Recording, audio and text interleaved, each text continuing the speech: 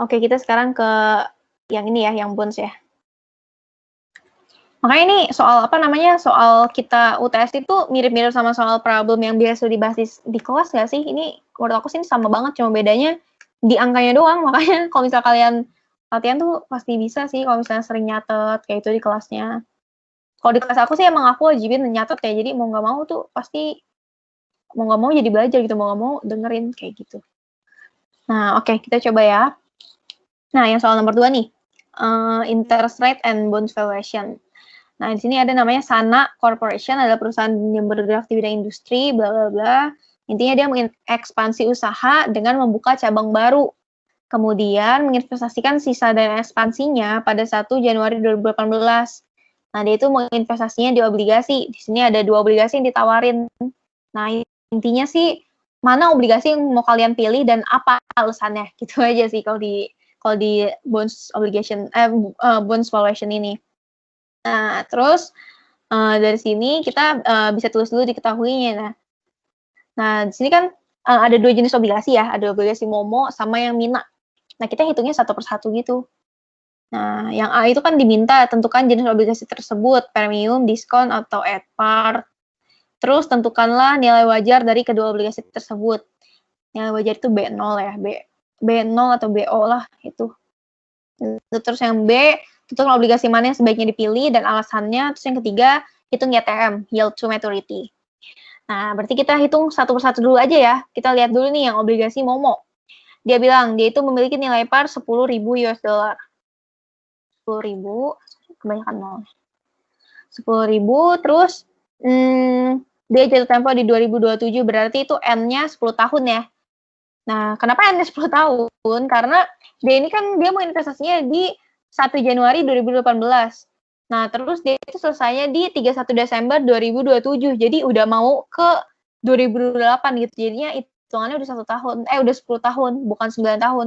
Mungkin kalau dihitung dari 2018 ke 2027 emang 9 tahun sih. Cuma kalau kita lihat tanggalnya nih, dia kan dari awal tahun dan akhir tahun. Jadi ini dianggapnya ke 1 tahun ya. Jadi ini udah 10 tahun gitu. N10. Nah, dengan jatuh tempo 2027 dengan nilai pasar 9.800, berarti MV ya, market value-nya 9.800. Nah, terus 9.800 bunga obligasi dibayarkan setiap Juni dan Desember, berarti ya semi-annually ya. Dengan nilai total bunga untuk 1 tahun adalah 1.200. Berarti II-nya nih, interest-nya 1.200.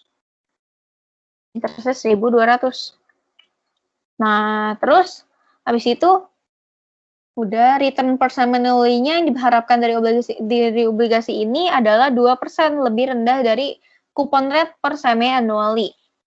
Ya, berarti kita mesti hitung dulu nih coupon rate-nya kan belum diketahui kan ya. Kita belum tahu coupon rate-nya. Cara nyari coupon rate nih, kalau misalnya nggak diketahui itu gampang sih, tinggal interest. Tadi kan kita udah dapat nih interest. Interest dibagi sama nilai par. Nah, dapat ya hasilnya 12%. Iya, hitung persen. Gitu. Interest nih, aku tulis di sini. Interest dibagi par. Ini sebenarnya kayak rumus ini aja sih, cuma dibalik aja sih. Kalau misalnya kita lagi cari interest, kita kan tinggal coupon rate dikali nilai par kan, 12% dikali 10.000. Nah, ini karena kita yang mau dicarinya CR-nya, coupon rate-nya, ya udah tinggal dibalik aja. Berarti interest dibagi sama nilai par, 12%. Nah, ini tapi yang buat per tahun ya, per annually ya. Per annually. Jadi jangan lupa nih, setelah udah dapet kayak gini, terus dibagi 2. Karena kan kita semi-annually. Jadi 6% ya coupon rate-nya. Itu. Terus tadi dia bilang kan ya, return per semi-annually diharapkan dari obligasi ini adalah 2% lebih rendah dari coupon rate per semi-annually. Coupon rate per semi-annually-nya 6%, berarti 2% lebih rendah ya 4%. Itu buat required rate of return-nya.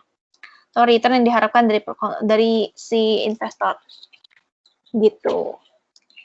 Kita udah lengkapin semua nih diketahuinya. Nah, terus habis itu kita bisa hitung deh nilai wajar. Nilai wajar atau B0-nya nih, B0 dari si ini nih. Siapa namanya? Si obligasi yang MINA ini. Gitu. Nah, terus Di sini kita bisa langsung masukin aja nih, rumusnya itu adalah nilai parnya itu 10.000 dikali 1 per 1 ditambah R-nya, ditambah R-nya itu required rate of return. Beda ya sama yang tadi, beda yang sama TVM tadi. Kalau untuk value of money kan R itu kan return ya, return yang didapatkan sama konsumen, sama investor. Nah, kalau di bonds valuation ini, R itu adalah required rate of return atau return yang diharapkan sama konsumen atau investor gitu ya. Jadi investor pengennya kira-kira dapat returnnya berapa sih dari investasi di sini gitu. Jadi keinginan investor sih gitu. Nah, itu kan per persen ya. Terus N-nya nih. Oh iya, N-nya jangan lupa ini diubah jadi 20. Karena kan tadi itu dia 10 tahun ya, 10 tahun tapi karena dia semi-annually jadi N-nya dikali 2. 10 kali 2 20. Belum ada tanda. Nah, 20. Karena dia semi-annually. Tulis deh. Nah, terus dan ini berarti pangkatnya 20.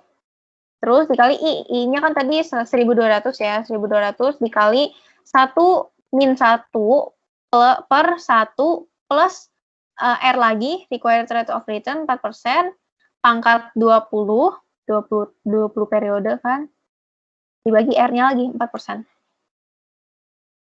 Nah, udah deh. Terus sekarang kita di sini, kalau aku sih biasanya masukinnya kayak gini ya, caranya aku masukinnya. Jadi, pertama itu di sini masukin dulu nilai parnya, terus dikali itu jadi 1, nah dikali 1 per, nih 1 per 1 plus 4%, pangkat 20. Nah, terus habis itu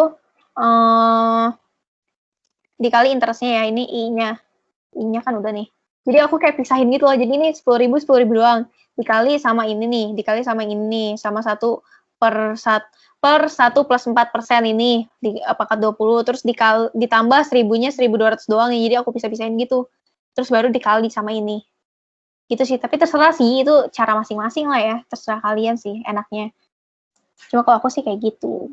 13,59 032 2634.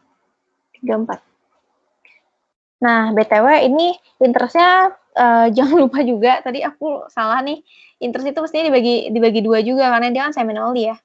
Jadi di sini tuh dibagi 2. 1.200 dibagi 2, jadi 600. Udah deh, terus ditambahin aja sih. Kalau aku sih biasanya gini ya, ini kalau cara aku ya, aku biasanya aku pisah-pisahin gitu biar nggak terlalu ribet aja sih. Tapi kalau misal kalian mau langsung, ya nggak apa-apa. Cuma kalau aku sih dipisahin kayak gini. Jadi kan kayak yang udah diketahui nih nilai par sama interest, itu kan kita udah ketahui. Terus habis itu tinggal ngitungin yang per ini aja sih, yang per-peran ini nih. Per-peran. Ada per-pernya. Udah deh, terus jadi tinggal 10.000 dikali 0,45 sekian jadi berapa, terus ditambah sama 600 dikali 13,59 sekian. Dapat 8.000, terus jumlahin. Jadi 12.719,06. Ini dia semi-annually ya. Jadi tadi sorry banget aku masih lupa kalau ini dia semi-annually, jadi banyak yang enggak aku kurangin. Enggak aku bagi 2 maksudnya. Nah, ini semi-annually nih, jadi bagi 2. Gitu sih. Nah, ini berarti kita udah dapat nih nilai apa ya, value-nya, intrinsiknya gitu ya, nilai aslinya atau nilai wajarnya, pokoknya itulah. Atau nilai, pokoknya kadang bisa biasanya nih di soal nih ya, kalau nggak nilai wajar, nilai intrinsik, value-nya atau valuasi kayak gitu-gitu. Intinya sih tetap itu yang ditanyain B0, pasti B0. Rumusnya ya udah gini-gini aja. Sebenarnya sih ini kalau misalnya secara simpelnya ini tuh cuma PPIFA ditambah PPIF doang sebenarnya ya. Itu cuma kayak dijabarin lagi deh gitu. Sekarang kita udah dapat nih nilai B0-nya nih ya. Kita udah dapat nilai B0-nya 12.000. Nah, terus nilai par kita kan 10.000 ya. Nah, berarti nilai B0 atau nilai value-nya gitu ya, value atau nilai intrinsik kita itu lebih besar daripada nilai parnya. Nih, B0 lebih besar dari nilai par. Berarti ini jenis bondsnya adalah jenis bonds yang premium atau obligasi yang premium jenisnya. Karena B0-nya lebih besar daripada nilai par. Gitu. Nah, terus selanjutnya nih, ini kan baru yang satu ya, baru masih poin A ya, masih di poin A. Kita sekarang mesti hitung yang obligasi yang mina. Obligasi yang mina. Nah, di sini tinggal masukin aja, sebenarnya sama aja sih, cuma kita baca dulu soalnya ya. Cara ngerjainnya sama kok. Nah, jadi obligasi mina itu memiliki nilai par 5% lebih rendah dari par obligasi Momo. Nah, kita langsung cari aja nih, berarti 5% lebih rendah berarti kan 95% ya. Tinggal kita 95% dikali sama par obligasi Momo 10.000. Nah, jadi dapat 9.500. Nah, terus habis itu kupon rate-nya itu dia bilang ya, di sini 2% lebih rendah dari kupon rate annually obligasi Momo. Nah, kupon rate annually dia kan tadi ini ya, dia kan tadi 6% kan ya. Dia tadi 6%. Nah, terus habis itu udah nih 6%. Ini sih 6%. Nah, berarti kalau misalnya apa namanya?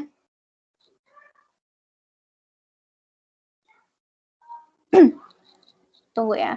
Nah, jadi kalau misalnya itu berarti kan 6% nih. Dia tadi 6%, nah terus dia itu nilai 2% lebih rendah dari kupon rate obligasi Momo. Nah, berarti tadi kan 12%, berarti 2% lebih rendah itu jadi 10%. Nah ya, 10%. Tunggu, 10% dulu tulisnya deh. Nah, terus dari situ bunga obligasi dibayarkan secara quarterly. Nah, berarti dia itu masuknya ke jenisnya yang quarterly.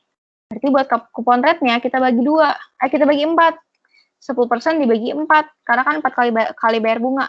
Jadi kupon rate-nya 2,5%. Nah, terus bunga obligasi dibayarkan quarterly, obligasi ini jatuh tempo pada Januari 2026. 2026 berarti 9 tahun ya.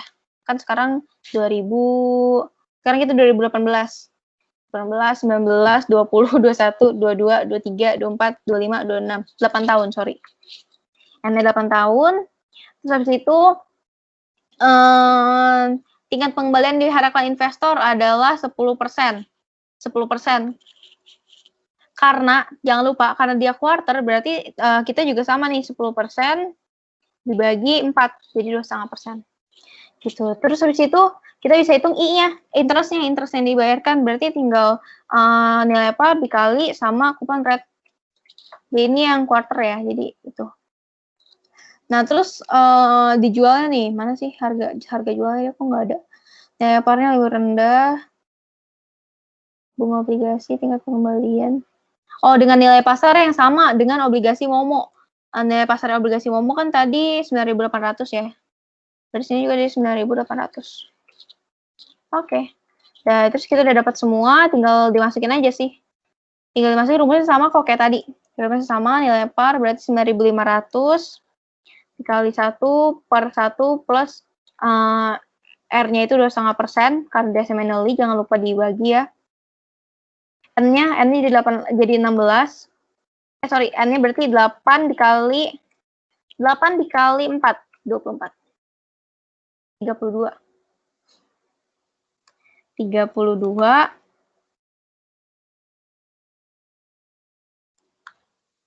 Terus ditambah I-nya interest kita dapat juga 238. Terus dikali 1 min 1 per 1 plus R lagi, R-nya 2,5%. Angka 32.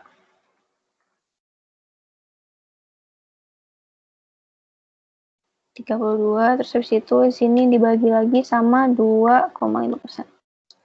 Nah, ini aku udah pakai rumus Excel sini, kalian bisa lihat di sini ya. Jadi nanti kalau misalnya ini kalian ganti nih, yang di dalam tabel yang diganti, dia langsung keluar semua angkanya. Kalau aku sih bikin kayak gitu, cara gampang sih. Itu cara gampang ya. Nanti aku kirim sih ini formatnya, jadi kalian kalau misalnya mau coba itu, kayak gitu aja. Nah, terus kalau udah nih ditambahin nih ya, udah dijumlahin, hasilnya itu 9.500. Apa namanya, B0-nya atau value-nya atau nilai intrinsiknya 9.500. Berarti tadi itu kan kita bisa langsung nilai nih ya. Dia itu kan nilai parnya tadi 9.500 ya. 9.500. Nah, terus B0 juga 9.500.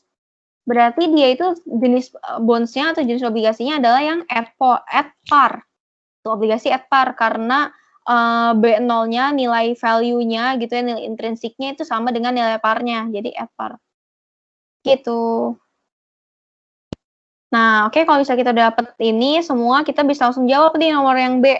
Untuk kan obligasi mana yang sebaiknya dipilih dan sertakan alasannya. Nah, kita coba ya, kita breakdown lagi nih. Jadi tadi itu kan obligasi yang MOMO, B0-nya itu kan 12.000 ya. Nih, aku kopas ya.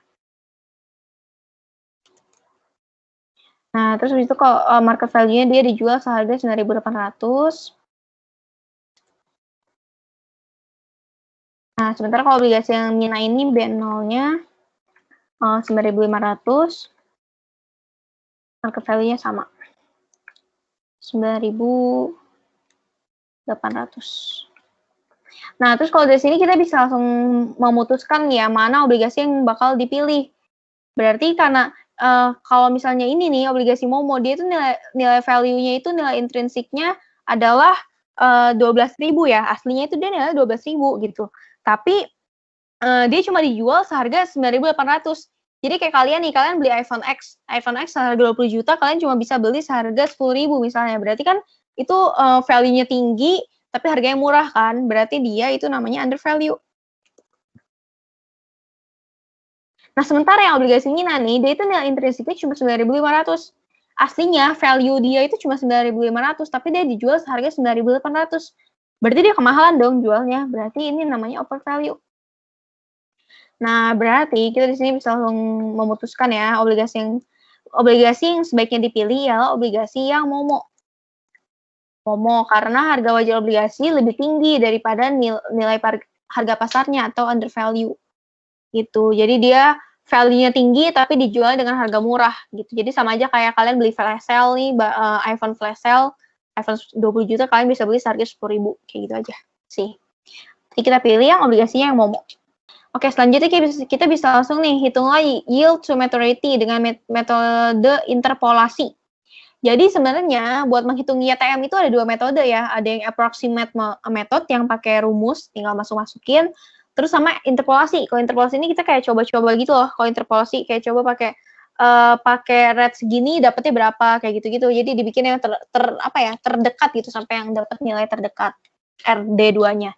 Nah, coba ya kita hitung dulu ya, kita pelan-pelan nih. Nah, buat YTM obligasi MOMO nih, dia itu jadi gini, kalau misalnya menghitung YTM itu kalian selalu pakai kayak konsepnya gitu ya, konsep dasarnya itu adalah B0 itu lebih besar daripada market value. Market value juga harus lebih besar daripada B0 yang 2, B02. Nah, sekarang yang kita dapetin kan sebenarnya B01 ya. B01 ini yang ini kan ya, B0 yang awal kan. Kita udah dapetin nih B0 yang awal itu dia ini kan 12.718,06. Nah, terus dia itu lebih besar daripada market value-nya ya. Jadi cuma dijual kan seharga 9.800. Terus kita belum dapat nih B02-nya. B02 itu yang buat kita nyari interpolasi nanti. Kita buat nyari YTM-nya. Nah, sini makanya aku tulis masih X. Nah, terus kita bisa hitung nih dengan cara kita tulis dulu diketahuinya ya. Diketahuinya sebenarnya masih sama sih yang atas, cuma aku kopas biar nanti masukin ke rumus lebih gampang. Nah, diketahui nilai parnya itu kan dia 10.000 ya. Si MOMO ini kan nilai parnya 10.000. Terus coupon rate-nya 6%. Ya, 6% per semi-annually kan ya. Dia kan semi-annually. Jadi tadi awalnya 12% dibagi 2 jadi 6%. Terus return-nya R-nya itu 4%. Terus periodenya 20 tahun. Sebenarnya 10 tahun cuma karena semi-annually jadi 10 kali 2 20 tahun. Terus interest-nya itu 600, interestnya 600. Ya udah tinggal 6% dikasih 10.000 kan ya. Terus market value-nya diketahui dia dijual seharga 9.800. Terus R1 nih, required rate of return yang pertama. Yang pertama itu tadi kan dia diketahuinya 4% kan ya, itu dari soal kan ya. Dia bilang tadi dia itu required rate of return-nya lebih rendah 2% dari coupon rate-nya. Berarti kan coupon rate-nya 6%, dia R-nya berarti 4%. Nah, terus kalau misalnya required rate of return-nya itu 4% nih, dia bisa dapat B01-nya sebesar 12.000. Nah, kira-kira berapa sih jumlah required rate of return yang kedua nih yang buat kita coba-coba. Buat bisa dapetin nilai B02 yang hasilnya itu mendekati market value, tapi masih lebih kecil daripada market value. Tuh. Nah, normally sih ya, ini perlu kalian catat juga sih sebenarnya. Biasanya nih kalau di soal-soal lab, di soal-soal UTS, dosen juga biasanya perbedaan gap antara R1 dengan R2 ini berada di kisaran 2-3%. Jadi nggak jauh-jauh dari itu sih. Makanya kalau misalnya kalian mau coba, tambahin dulu aja sama yang 2% kayak gitu, atau 2,5% kayak gitu, itu nggak apa-apa. Gitu. Yang penting nanti bakal dapat B02-nya itu lebih kecil daripada market value-nya. Nah, di sini aku akan coba dengan 6,25%. R2-nya 6,25%. Nah, terus ini kita tinggal masukin aja sih, tinggal masukin ke rumusnya. Rumusnya buat B02 ini sama kayak rumus yang B0, sama persis, cuma bedanya di angkanya aja. Cuma bedanya di angkanya. Jadi, nilai parnya 10.000 dikali 1 per 1 plus R-nya ini yang kita coba-coba ya. Aku coba di 6,25%. Pangkatnya M-nya itu 20, ditambah I-nya, interestnya tadi 600, dikali 1 min 1 per 1 plus 4%, 6%, 6,25%, pangkat 20 dibagi 6,25%. Nah, ini aku masih pakai rumus yang kayak tadi, caranya aku pisah-pisah kayak gini. Terus kita bisa dapetin deh nilai B02-nya setelah aku hitung ya, itu dapatnya 9.718,98. Ini kalau aku coba pakai R-nya yang 6,25%. 6,25% dapat B02-nya 9.700. Nah, dia kan nilai harga pasarnya kan 9.800 ya.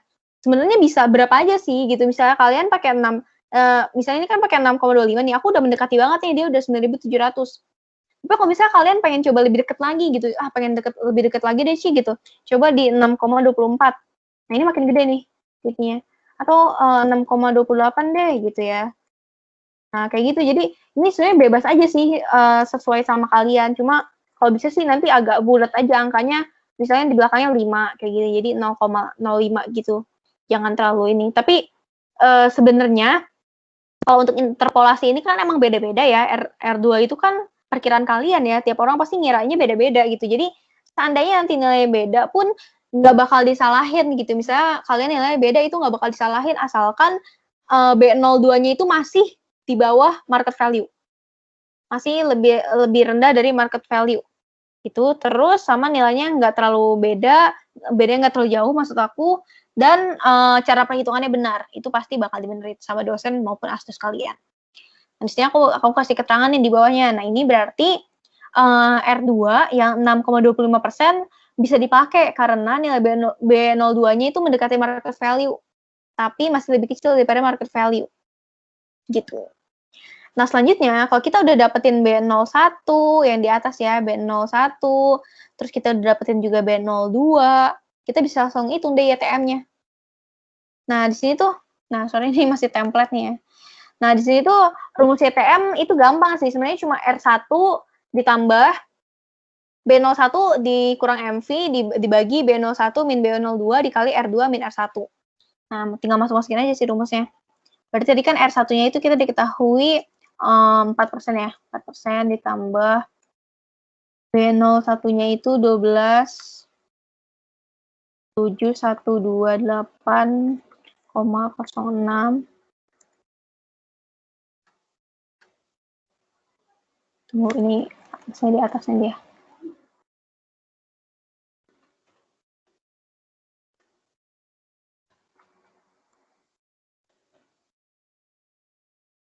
Kurang sama market value-nya, dia dijual seharga 9.800 kan.